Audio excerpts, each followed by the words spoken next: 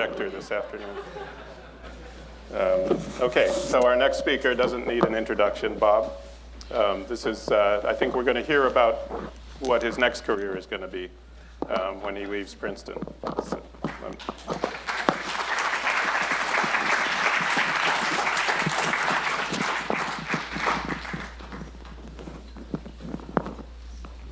So what do I do? Just put it in your pocket. That's all. Okay.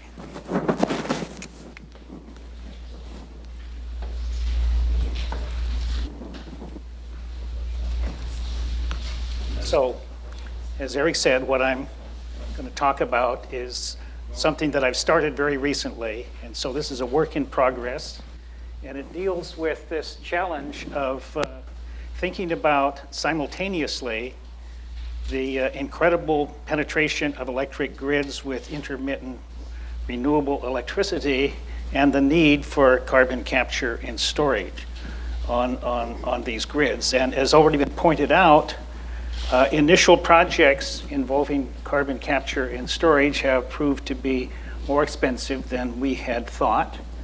But as Chris Gregg has pointed out, this is really not inherent in CCS technology. It's inherent in the introduction of large-scale energy projects. And we knew this way back in the 1980s and 1990s, that early mover projects of new large-scale technologies are a lot more expensive than they will eventually be after they have been successfully launched in the market.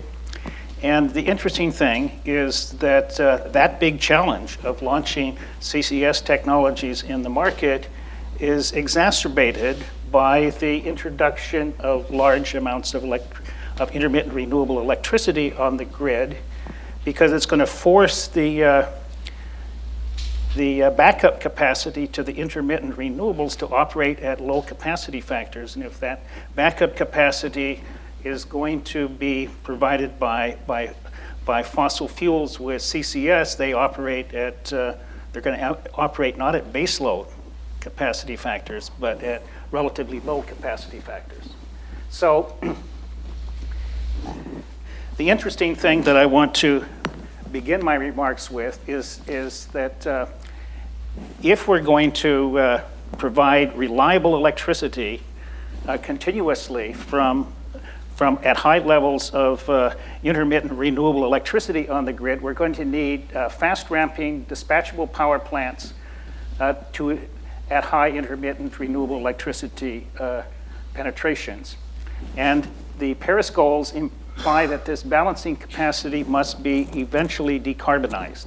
We can't just use gas turbines and combined cycles the way we are doing it today. And a very effective way of doing that is with carbon capture and storage. And if we're going to do this carbon capture and storage in a big way, post 2030, we need to bring these CCS projects early, bring them into the market early in the next decade to gain the needed experience to get the technology cost buy-down process underway. This is where you reduce costs through experience. And as I said, these CCS tech systems are capital intensive, and they really should be operated continuously. And you're going to have to operate them not at 90% capacity factors, but at 35 to 50% capacity factors, which drives the costs up enormously. And I'm going to propose what I call a hydrogen balancing capacity approach to addressing this challenge. But I'm not going to talk about the kind of hydrogen balancing capacity that Wim Turkenberg referred to, which is you make electrolytic hydrogen for this purpose, but rather I'm going to talk about a way you can make this balancing capacity from carbonaceous feedstocks. Excuse me. There's a slide that has been left out of this, and I don't know what happened to the slide deck here. But the hydrogen balancing capacity idea, in essence, is made up of three elements. One is to make hydrogen from coal or from natural gas or from biomass or some combination of them with carbon capture and storage in plants that are baseload plants. In other words, operated at 90% capacity factor. The second element of the system is to use this hydrogen in natural gas combustion turbines and combined cycle plants that back up intermittent renewables on the grid. Okay, and so they have to ramp up and down very, very quickly, and they're needed in order to provide reliable electricity. And the way you decouple the baseload hydrogen production from the flexible hydrogen consumption is by the intermediary of buffer underground storage of hydrogen. Okay, so those are the three elements of the system. And I'm going to describe that strategy for an early mover project, and also a strategy for launching these technologies in the market, say over the next 5 to 7 years. And I'm going to think about making hydrogen from natural gas to make low carbon electricity. And natural gas is mostly methane, and I'm going to do that with CCS. And I'm going to start with partial oxidation of this natural gas or methane. And if you were to completely oxidize or completely burn methane, you would write down an equation like that with CH4 plus 2 O2, and it would give you CO2 and water on the right. But I'm going to knock off one of the O's on both of these, and instead use a limited amount of oxygen called partial oxidation to produce a mixture of syngas made up of CO and hydrogen. Okay, and then I'm going to react the CO with steam by the water-gas shift reaction to make CO2 and hydrogen, capture the CO2 in a physical solvent, recover the CO2 from the solvent and regenerate it, compress the CO2 to 110 atmospheres for pipeline transportation to a CCS site, and I want to do this over the course of the next 5 to 10 years. And if I'm going to do CCS with this CO2, really the only option that we have to do that in this time period is with CO2 enhanced oil recovery, which was described by Velo Kuskret. And we're also going to compress the CO2 to a high pressure for pipeline transport, either to a gas turbine combined cycle power plant or to underground storage of the hydrogen. And this is what a gas turbine combined cycle power plant looks like. And you can in this power plant, you can either burn natural gas or you could burn hydrogen. Actually, you're not going to end up burning hydrogen by this scheme that I showed. You're going to be burning a mixture, roughly a 50-50 mixture of hydrogen and natural gas, which is needed for NOx control on the system and also to sustain long turbine blades. You cannot burn pure hydrogen in these systems. The idea of storing hydrogen underground is actually commercial in the world today. There are in the UK, there are 3 systems that went online in the UK where they store hydrogen in bedded salt, and there are 2 systems in the United States where hydrogen is stored in caverns in domal salt. Okay, and you can see the ones in the United States that are huge compared to the ones in the UK. And these are managed by ConocoPhillips. One is managed by ConocoPhillips, and the other is managed by Praxair. And these came on much after the ones in the UK. Now, what I want to do as an early application of this concept of hydrogen balancing capacity is to exploit an opportunity that already exists today in the state of Wyoming. And what I am going to propose doing is to This is a project here that was started in 2008 by the Anschutz Corporation that has been planning a 3 gigawatt wind farm near Rawlins, Wyoming, which is would be the largest wind farm in the world, plus a 1,200 kilometer high voltage DC transmission line that would carry that power to the California border, as indicated over here on the right.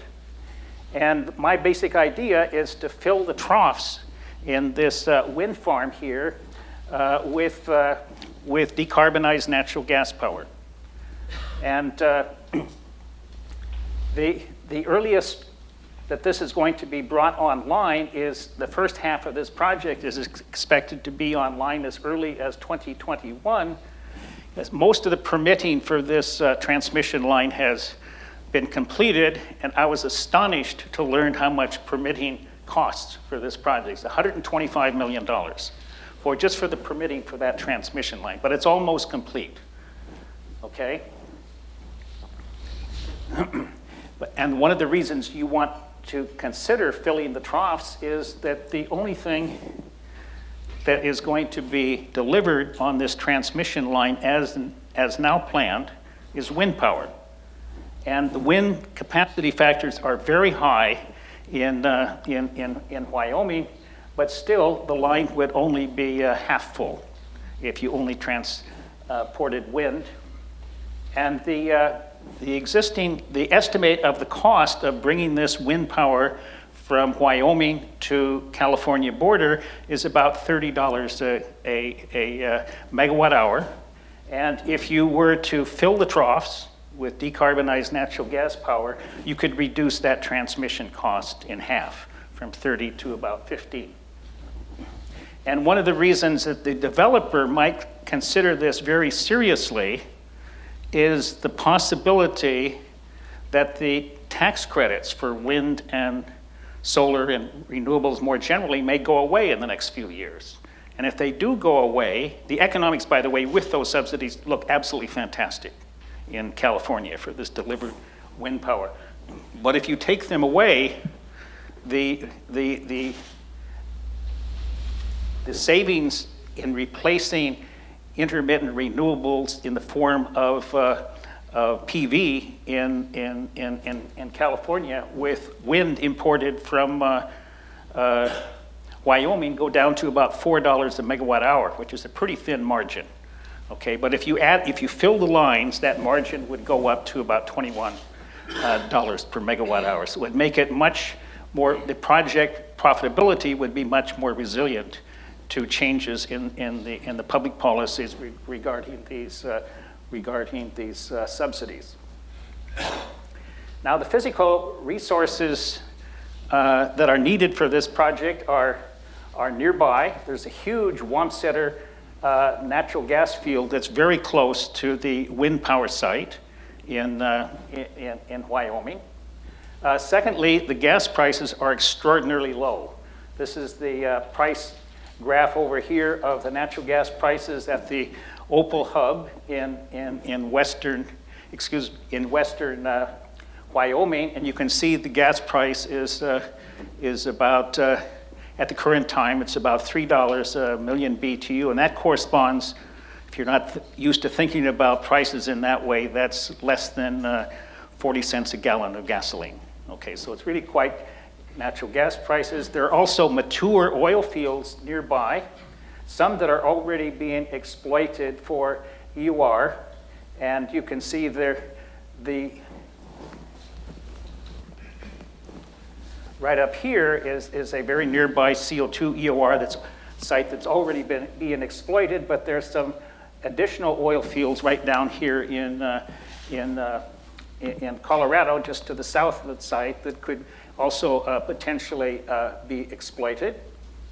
And there is also the possibility of storing hydrogen for the buffer underground storage in salt caverns in southwest Wyoming. And in fact, these are not domal salt, these are salt beds, but one particular One of these salt beds was considered for natural gas storage back in the early part of the century. That project did not go forward, but you could, in principle, use that site for hydrogen storage as well.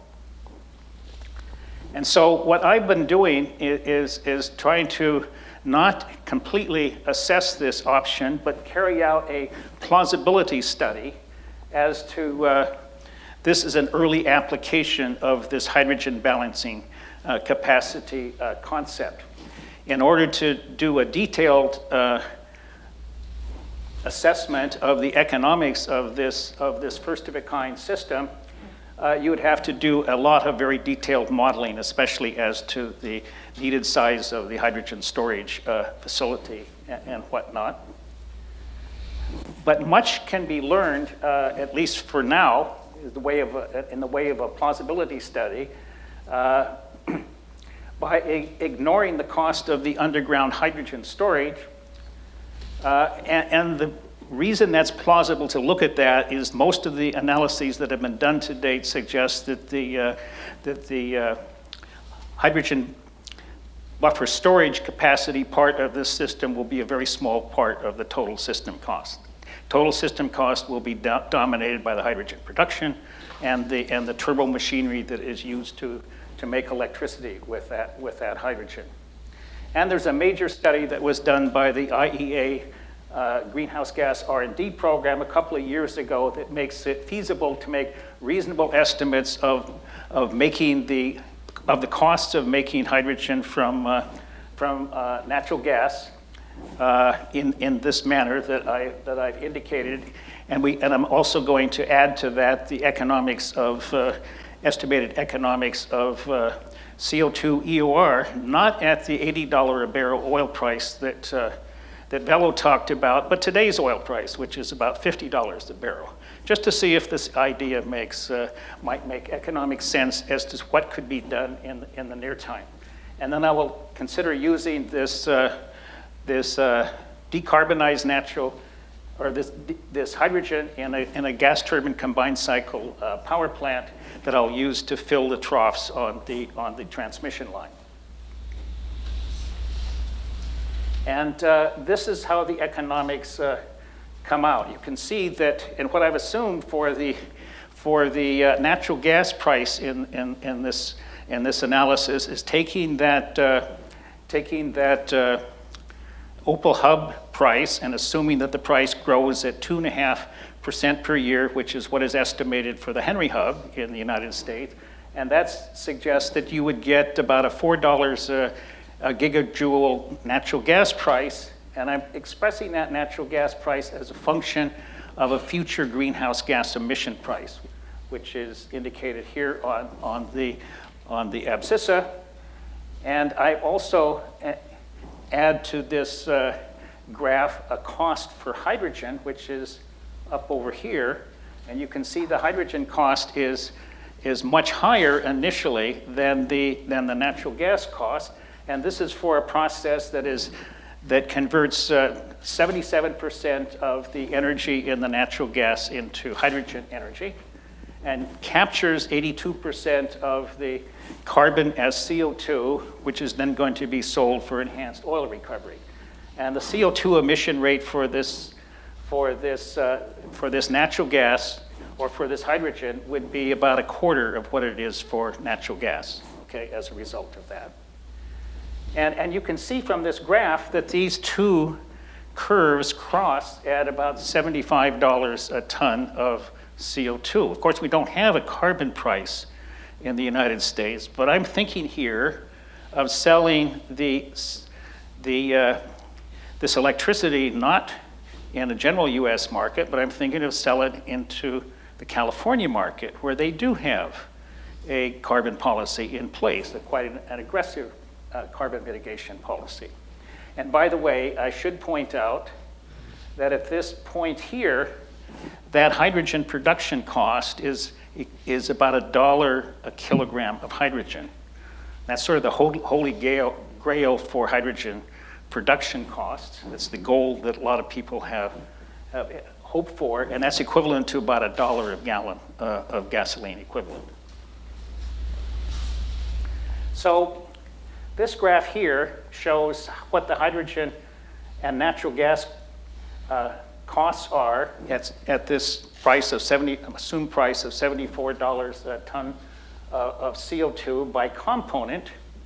On the left over here for hydrogen, and on the right over here for natural gas, under the assumptions that I've given you here. And you can see on the hydrogen case, I get two negative cost components. One here is for the CO2 EOR revenues at this very low price of $50 a barrel of oil. And the other is an assumed $35 a ton tax credit, which might come to pass in legislation that Brad Crabtree is going to talk to you about on the panel that follows us, and which is being promoted by the governor of the state of Wyoming. And I want to also call your attention to the fact that the hydrogen cost and the natural gas cost are the same here, but in the natural gas case, about half of the cost is associated with the emission charges, okay? And this is what I just told you about these negative components of the cost over here.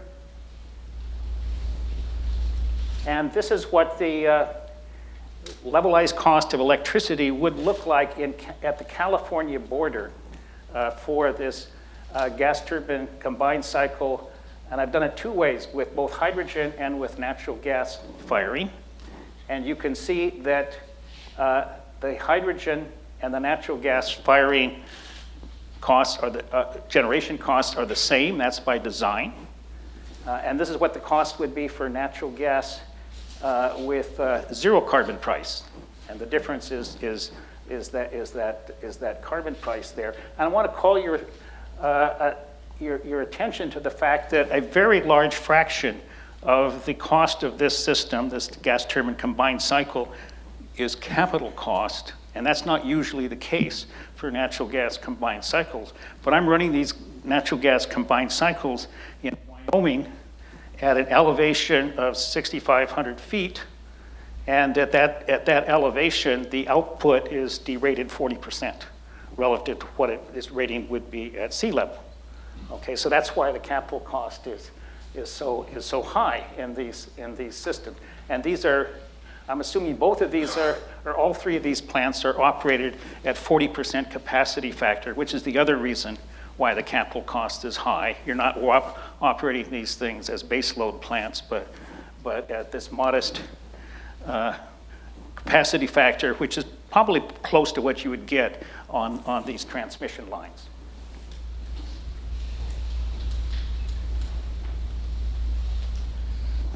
Now, is this going to be an acceptable cost? You can see that the levelized cost of electricity delivered would be about $140 a megawatt hour of electricity.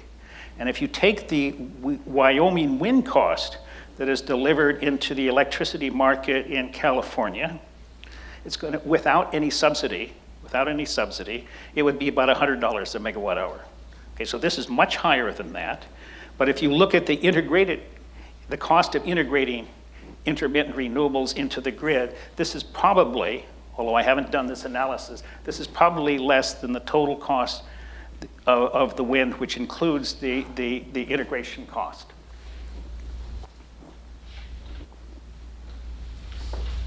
So the question is, would this imported baseload power be welcomed in the California electricity market?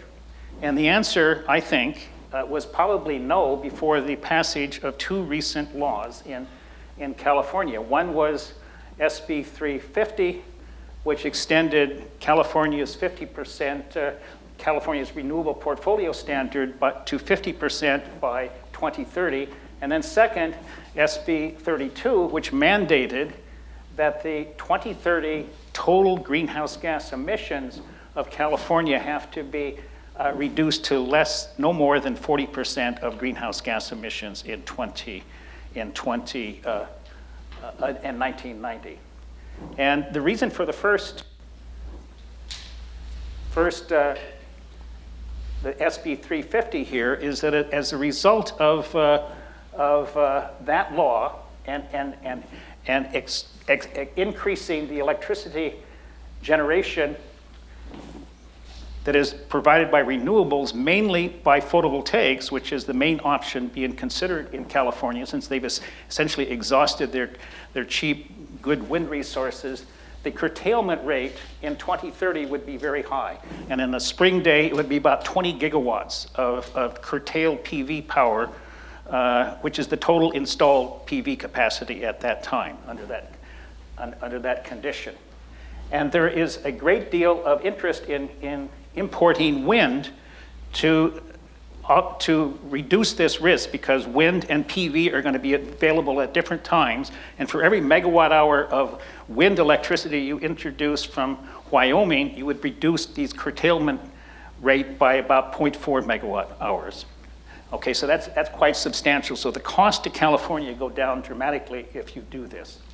And then secondly, because of SB 32, California now realizes that they can't meet their carbon mitigation goals without also decarbonizing the balancing capacity. For 2030, this is the target that the California Air Resources Board has set for reducing their greenhouse gas emissions from the power sector over time, and this is what they're going to get out of the 50% renewable portfolio standard. And this is what they have to be, where they have to be in 2030. So in this time frame, they have to decarbonize their balancing capacity as well as introduce the intermittent renewables.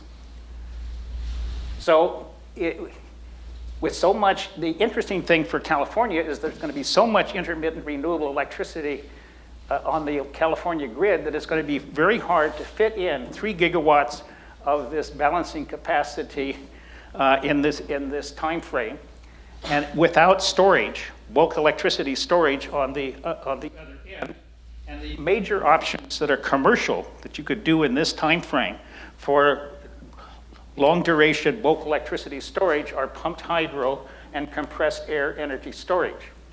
Pumped hydro storage is very geographically limited and environmentally challenged, and compressed air energy storage is commercial only for salt caverns, but porous media case technology is also possible, but it must be demonstrated first at commercial scale. But the interesting thing about this is if you're going to bring online 3 gigawatts of gas turbine combined cycle capacity that's fired with hydrogen, you would do this in small increments of about 500 megawatts apiece. And you could, and the earliest you can bring on the first of these is likely to be the middle of the next decade. So there's plenty of time to bring online that storage capacity if you're going to need it. And this graph here, I'll actually add this to it, shows that if you're going to do compressed air energy storage in California, you have to base it on storage in like depleted gas fields or in aquifers, because California does not have salt cavern opportunities. But there are possibilities for doing this in depleted, especially in depleted natural gas fields. Whoops. It's not the end, right? No, it's not the end.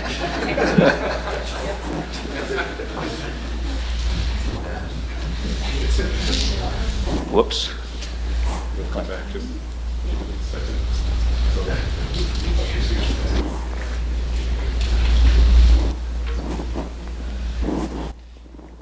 Oh, so the last slide is just asking the question, would Wyoming's government be supportive of this idea?